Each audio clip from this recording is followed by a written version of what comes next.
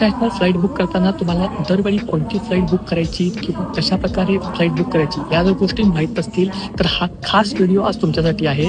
आणि ज्यांना माहिती आहे ते सुद्धा हा व्हिडिओ खास करून ऐकून घ्या, बिकॉज काय काय गोष्टी मी तुम्हाला याच्यामध्ये नवीन सांगणार आहे. त्याच्या आधी मी एअर इंडिया आणि एलाना ट्रॅव्हल केलं होतं, पण यावेळी म्हटलं की जर थोडीशी वेगळी फ्लाईट बघूया म्हणून मी यावेळी कॅथे पॅसिफिक बुक केली.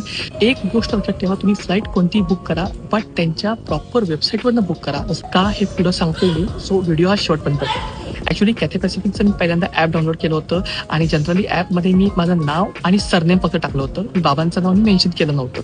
आणि जेव्हा मी कॅथे पॅसिफिक बुक करायला गेलो त्यांच्या वेबसाईटवरनं, त्यांच्या ॲपवरनं, तेव्हा जे माझं नाव होतं ते ऑटोमॅटिक त्यांनी नाव घेतलं आणि ते त्या नावानंच माझं तिकीट आलं. सो जे माझं नाव माझ्या पासपोर्टमध्ये माझ्या बाबांचं नाव पण आहे, पण तिकिटामध्ये मला बाबांचं नाव दिसत नव्हतं. पण एक चांगली गोष्ट काय झाली, जसं मी मला सांगितलं होतं की मी त्यांच्या प्रॉपर ऑफिशियल वेबसाईटवरनं बुक केलं होतं. सो लगेच त्यांच्या वेबसाईटवरती तिथं खाली गेलो, तिथं व्हॉट्सअपचा सपोर्ट होता. व्हॉट्सअपला क्लिक केलं, लगेच त्यांना मेसेज केला. लगेच 1 मिनिटाच्या आत त्यांचा रिप्लाय आला. त्याला सांगितलं की असा माझा प्रॉब्लेम झाला आणि मला माझा ऑलरेडी मला तिकीट मिळालेलं आहे, पण मला त्याच्यामध्ये बाबांचं नाव ऍड पाहिजे. तर त्यांनी सगळ्या गोष्टी मला विचारून घेतल्या. बाबांचं करेक्ट नाव सांग मला, हे सांग, सगळ्या गोष्टी त्यांनी सगळं झालं. आणि विदिन 4 to 5 डेजमध्ये त्यांनी मला पुन्हा नवीन तिकीट तयार करून दिलं.